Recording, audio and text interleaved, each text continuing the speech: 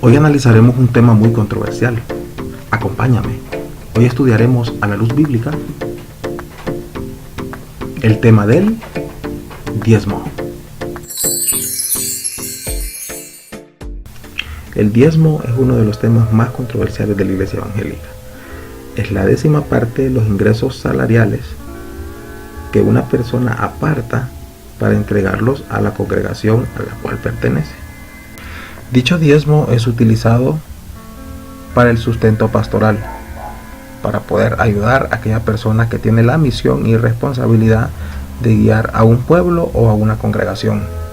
Cuando el número de miembros es de una cantidad considerable, algunas congregaciones utilizan una porción del diezmo para poder ayudar a aquel que está pasando o atravesando un momento de necesidad. Antes de entrar en materia con la explicación bíblica del diezmo, quisiera que me acompañaras a que hiciéramos unos pequeños cálculos de cuánto podría estar ganando un pastor en una congregación donde la cantidad de miembros es robusta. Así que acompáñame. Supongamos que la congregación que vamos a analizar es una congregación grande, de unos 100 miembros. Estos 100 miembros no todos diezman. Quizás de estos 100 miembros diezme la mitad. La mitad son fieles pagando sus diezmos mensualmente. Supongamos que todos estos 50 miembros que diezman mensualmente reciben el salario mínimo. Que el salario mínimo en mi país ronda los $480. Quiere decir que los $480 estarían devengando un diezmo mensual de $48. Si esos $48 los multiplicamos por la cantidad de miembros que están diezmando, o sea los 50, vamos a obtener una cantidad de $2,400. Si eso lo traducimos a lempiras, aquí en mi país, esa congregación estaría recibiendo solo de diezmos la cantidad de 58,700 lempiras. Una cantidad que si solo se la quedara el pastor de aquella congregación, créeme, estaría viviendo una vida de lo lindo aquí en mi país. Por esta razón es que muchas congregaciones han colocado un techo respecto a los ingresos salariales o de diezmos que están recibiendo los pastores o líderes religiosos que están encargados de la obra. Pero lastimosamente muchas otras congregaciones no lo han hecho.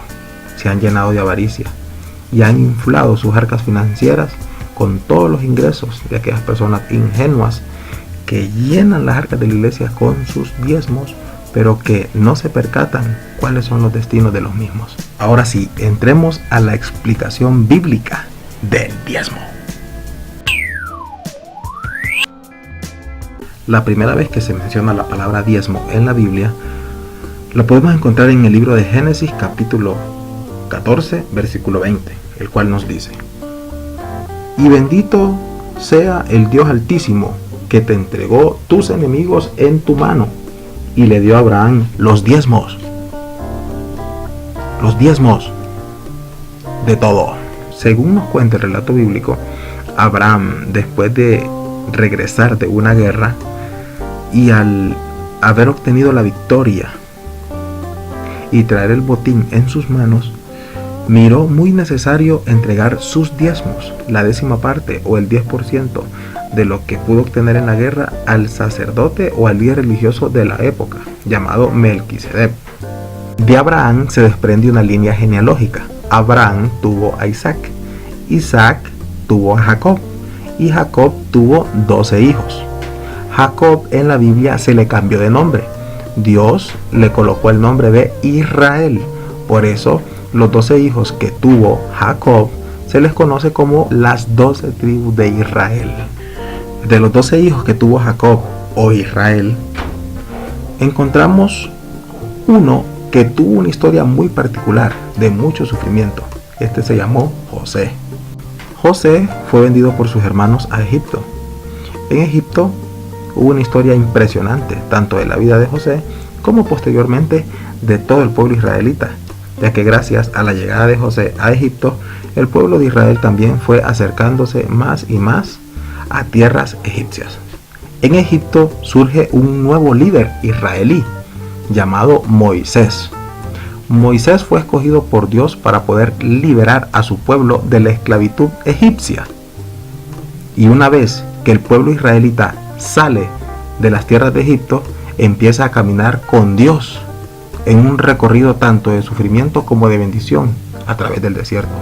Es aquí cuando Dios entrega la ley al pueblo de Israel a través de su líder, Moisés. En la ley, Dios estableció, dictaminó, ordenó de que el diezmo tenía que ser pagado por todo el pueblo de Israel. Ya el diezmo en el periodo de la ley tenía un carácter judicial. El que no lo pagara entraría en maldición, juzgado por el Supremo Creador por haber violado sus normas, sus leyes, sus mandatos.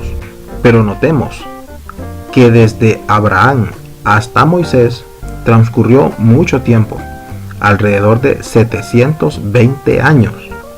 Quiere decir que la primera vez que se menciona la palabra diezmo en la Biblia fue antes del periodo de la ley.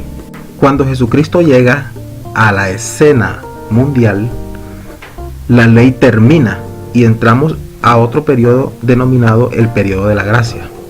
En el periodo de la gracia termina la ley.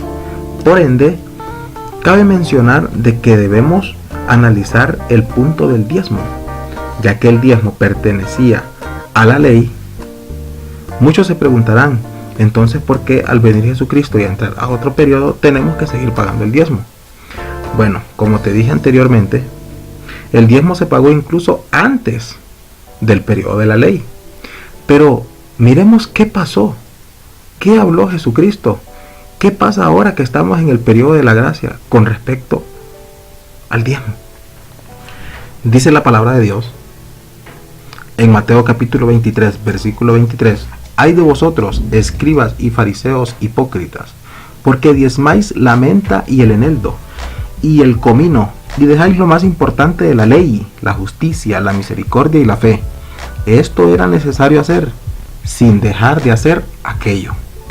Note usted cómo Jesús hace una crítica a la actitud de los escribas y los fariseos de aquel entonces, porque ellos se preocupaban mucho en cumplir con sus diezmos, entregar sus finanzas a las sinagogas, pero se olvidaban de los que necesitaban en realidad una ayuda, que eran los minusválidos, los que no podían defenderse por sí solos, los huérfanos, las viudas. Ellos sí necesitaban un aporte económico para ser sustentados. Pero los escribas, los fariseos, se preocupaban más por lo que decían los demás. Entregaban sus diezmos para que todos los halagaran, los admiraran y tener ese estrado de fama en medio de la situación difícil que el pueblo de Israel siempre ha experimentado. Pero Jesucristo, si usted notó en ese versículo, los exhorta a que ellos tienen que priorizar en las cosas que son más necesarias en esta vida, que es ayudar al prójimo. Pero no descarta la actitud de cumplimiento con este principio estipulado por Dios aún antes de la ley, que es la entrega o el pago de los diezmos. Jesucristo dice, esto era necesario hacer. O sea, hablando de ayudar a los que no pueden, al prójimo, al minusválido, al huérfano, a la viuda. Pero dice, esto era necesario hacer, ayudar, pero sin dejar de hacer aquello, diezmar. Jesucristo nunca pasó por encima del diezmo, porque el diezmo, bíblicamente hablando, es un principio universal. Es interesante también observar cómo en la Biblia Jesucristo es relacionado con aquel sacerdote al cual Abraham entregó sus diezmos. Miremos lo que dice el libro de Hebreos capítulo 5, versículo del 9 al 10. Y habiendo sido perfeccionado, vino a ser autor de eterna salvación para todos los que le obedecen. Hablando de Jesús. Y fue declarado por Dios sumo sacerdote, según el orden de Melquisedec. Interesante. El diezmo siempre ha sido pagado. Abraham pagó sus diezmos antes de la ley. Pasaron 720 años hasta que el pueblo de Israel salió de Egipto. Y una vez que sale de Egipto, Dios entrega la ley como un mandato a cumplir. Y en la ley estaba el punto del diezmo. Una vez que viene el Señor Jesucristo, la ley termina y caemos al periodo de la gracia.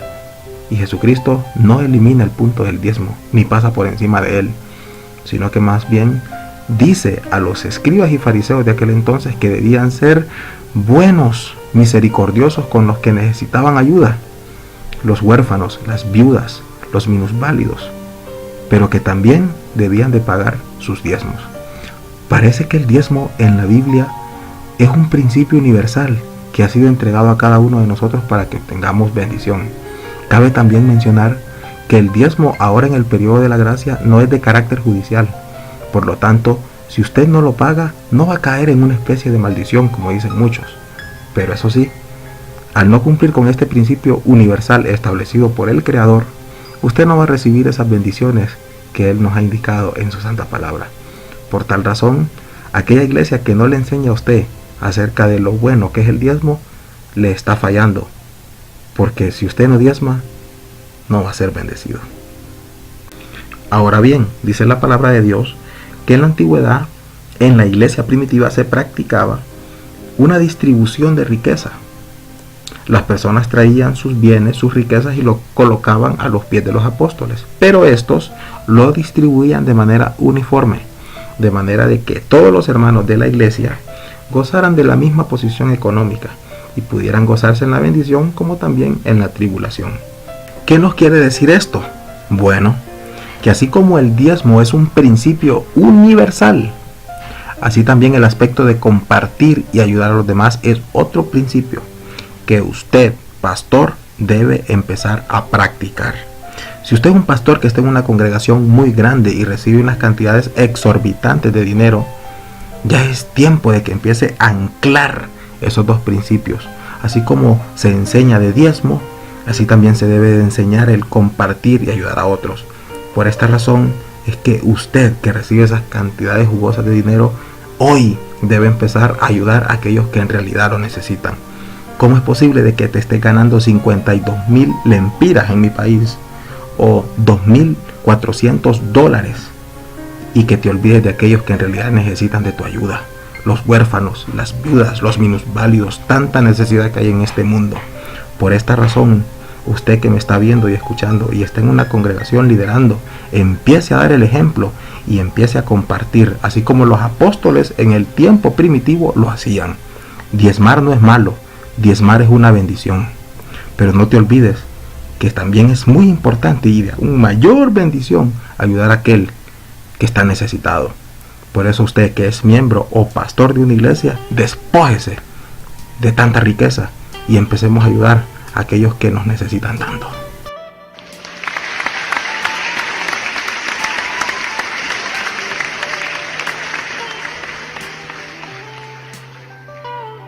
Que Dios te bendiga. Esto ha sido todo por hoy. Déjanos tus comentarios o tus preguntas en la caja de comentarios. Si de repente te quedó alguna duda y quisieras compartirla con nosotros, estamos para ayudarte. Déjanos tu like, suscríbete a nuestro canal y gózate con las explicaciones bíblicas, los tesoros bíblicos que compartimos todas las semanas a través de nuestro canal, la banda de los líderes victoriosos. Que Dios te bendiga y será hasta la próxima. Que no se te olvide suscribirte, like, comentarios, hagamos grande.